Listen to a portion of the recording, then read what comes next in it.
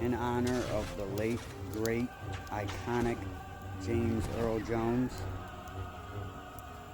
I have the Mustafar pit fired up. We will be doing